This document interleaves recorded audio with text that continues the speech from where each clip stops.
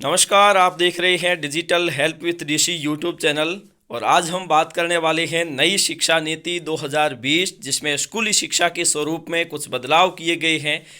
राष्ट्रीय शिक्षा नीति 2020, जिसे केंद्रीय मंत्रिमंडल के द्वारा 29 जुलाई 2020 को अंतिम स्वीकृति प्रदान की गई और इसके अंतर्गत स्कूली शिक्षा में बड़ा बदलाव किया गया है।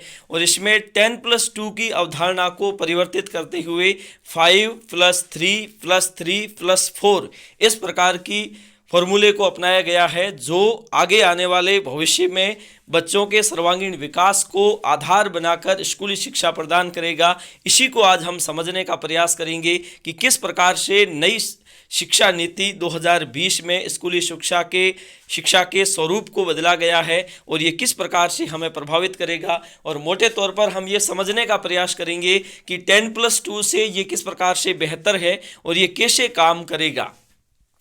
तो सबसे पहले हमें यह समझना होगा कि नई शिक्षा नीति 2020, इससे पहले सन 1986 में राजीव गांधी सरकार के द्वारा शिक्षा नीति लाई गई थी, जो 1986 में लाई गई थी। और इससे पहले इस मंत्रालय का नाम MHRD रखा गया था, यानी कि मानव संसाधन विकास मंत्रालय, लेकिन अब उसे बदलकर शिक्षा मंत्रालय कर दिया गया है इस नई शिक्षा नीति के अंतर्गत। अब दरअसल हमें समझना है कि स्कूली शिक्षा में जो बदलाव हुए हैं वो किस प्रकार से लागू होंगे और ये कैसे कार्य करेंगे। तो सबसे पहले हम बात करते हैं, अब इसका जो फॉर्मूला रखा गया है वो रखा गया है 5+3+3+4। सबसे पहले एक इसमें स्टेज होगा फाउंडेशन स्टेज। पहले स्तर पर क्या होगा कि पहले 3 साल तक बच्चे हैं वो आंगनवाड़ी में प्री स्कूलिंग शिक्षा लेंगे, आंगनवाड़ी केंद्रों पर जाकर प्री स्कूलिंग शिक्षा लेंगे, जिसका टेन्योर होगा 3 साल का। ठीक है। और फिर अगले 2 साल तक कक्षा 1 और कक्षा 2 में भी बच्चे अध्ययन करेंगे। और अभी क्या होता है, बच्चे को प्रथम क्लास में ही एडमिशन दे दिया जाता है। अब दरअसल इन 5 सालों का जो बच्चों के द्वारा पढ़ाई की जाएगी उसका एक नया पाठ्यक्रम तैयार होगा। और ये 5 साल की पढ़ाई पूर्णतया एक्टिविटी आधारित होगी, ताकि बच्चों में एक्टिविटी को लेकर कहीं ज़्यादा रुझान पैदा किया जा सके।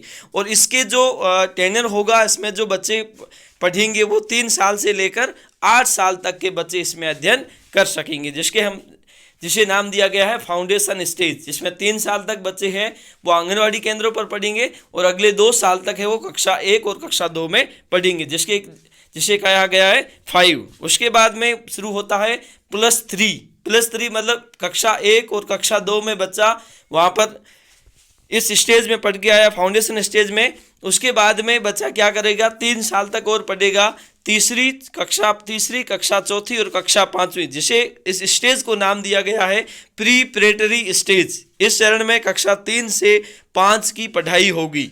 इन दौरान प्रयोगों के जरिए बच्चों को विज्ञान, गणित, कला आदि की पढ़ाई कराई जाएगी। ये कक्षाएं पूर्णतः प्रयोगों पर आधारित होगी और इसमें पढ़ने वाले बच्चों की उम्र निर्धारित करते हुए वर्ष 8 से लेकर 11 साल की उम्र के बच्चों को इसमें कवर किया जाएगा।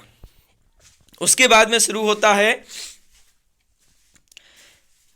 मिडिल स्टेज, जिसके अंतर्गत कक्षा 6 और कक्षा 8 की पढ़ाई करवाई जाएगी। जैसे कि हमने बताया आपको शुरू में ही कि इसमें बच्चों के लिए जैसे 5+3+3, तो ये +3 वाला स्टेज है, जिसे नाम दिया गया है मिडिल स्टेज। अब इसमें बच्चों की उम्र 11 से 14 साल की बच्चों को इसमें कवर किया जाएगा और ये विषय आधारित पाठ्यक्रम पढ़ाया जाएगा अलग अलग विषयों के अनुसार। और कक्षा 6 से कौशल विकास के कोर्स शुरू कर दिए जाएंगे, मतलब प्रोफेशनली बच्चों को तैयार करने का कार्य कर दिया जाएगा इस स्टेज के दौरान। उसके बाद में शुरू होगा, जैसे कि अब क्या होता है, अभी शिक्षा क्षेत्र में 10+2 का प्रावधान है। 10 तक बच्चों के लिए समान परीक्षाएं होती है, समान कोर्सेज होते हैं। लेकिन कक्षा 10 के बाद 11वीं और 12वीं में बच्चों को स्ट्रीम चुनने का विकल्प दिया जाता है। लेकिन यहाँ पर क्या होगा, बच्चों को कक्षा 9 से कक्षा 12 तक की पढ़ाई करवाई जाएगी और इसमें विषयों का गहन अध्ययन होगा, लेकिन विषय चुनने की पूर्णतः आज़ादी होगी। जैसे कि कोई साइंस स्ट्रीम का बच्चा है, वो अगर इतिहास पढ़ना चाहता है, कला पढ़ना चाहता है, म्यूजिक पढ़ना चाहता है, तो वो आसानी से उसके साथ साथ पढ़ सकता है, उससे अलग से कुछ भी करने की आवश्यकता नहीं होगी और वो उसी स्टेज के दौरान इसका अध्ययन कर पाएगा। तो ये बहुत ही महत्वपूर्ण निर्णय लिया गया है। अब दरअसल क्या होता है कि स्कूली शिक्षा जैसे ही पूरी हुई तो स्कूल एजुकेशन में क्या होता है कि बोर्ड परीक्षाओं का बड़ा झंझट रहता है, बच्चे उसमें तनाव में आ जाते हैं, दबाव की स्थिति में आते हैं। तो इससे बचने के लिए क्या किया गया है कि बोर्ड के संबंध में कक्षा 10 और कक्षा 12 में बड़े बदलाव किए गए। ऐसा किया गया है कि कक्षा 10वीं के बोर्ड को लगभग समाप्त करने की घोषणा की गई है, लेकिन इसमें पूर्णतया समाप्त नहीं किया जाएगा, लेकिन इसमें थोड़ी सी ढील दी गई है और इसमें बोर्ड परीक्षाओं के महत्व को कम किया जाएगा। ज़्यादा नंबर से बजाय स्किल डेवलप पर ज़्यादा जोर दिया जाएगा।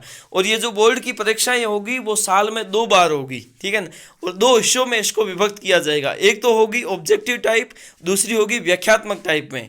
और इसमें बोर्ड परीक्षा में मुख्य जोर ज्ञान के परीक्षण पर दिया जाएगा, न कि ज़्यादा नंबर लाने और रखने की प्रवृत्ति को बिल्कुल खत्म करने का प्रावधान किया गया। मतलब आप यूं समझ सकते हैं कि नई शिक्षा नीति 2020 में स्कूली शिक्षा का ढांचा पूर्णतया बदल दिया जाएगा और इस स्कूली शिक्षा का उद्देश्य बच्चे का सर्वांगीण विकास किया जाएगा। मतलब मानसिक रूप से, शारीरिक रूप से, भावनात्मक रूप से बच्चे का विकास किया जा सके, जिससे कि आगे जाकर उसे रोजगार की समस्या न हो। क्योंकि अगर वो बच्चा 12वीं तक इस प्रकार की प्रोफेशनली रूप में बच्चे तैयार हो जाएंगे, न सिर्फ इसमें बल्कि कक्षा 9 से 12 तक बच्चों के लिए इंटर्नशिप का भी प्रावधान किया गया है कि बच्चे कहीं जाकर उसे जो चीज़ें पढ़ रहे हैं उसे कहीं ना कहीं अपने व्यवहारिक जीवन में डालने का प्रयास भी करेंगे।